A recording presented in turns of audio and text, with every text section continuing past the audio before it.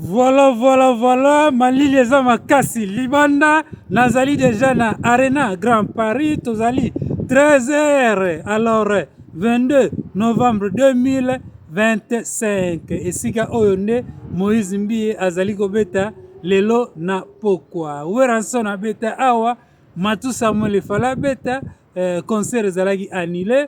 Alors voilà, Nako traîner mingite, Nazo balancer déjà vidéo Oyo. Soki na zongi lisusu mpona kokota na kotraîner mpe libanda te nasala video moko libanda très rapidement na koti mpona azwa mpenza place mpenza ya liboso wana mpenza neti grand fan mais grand fan te mais presque kaka donc par rapport donc babisika oyo babiso oyo tokoma kozala yango wana mpona kogarantir donc positionnement ya bien mpona kozwela bino bilili ya malamu. Je m'arrête ici.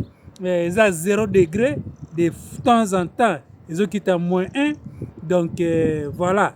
Ma lili penda ya défaté. Ma boko na poche. Banini talakaka. Nayaki na bagante. Merci beaucoup. À tout à l'heure.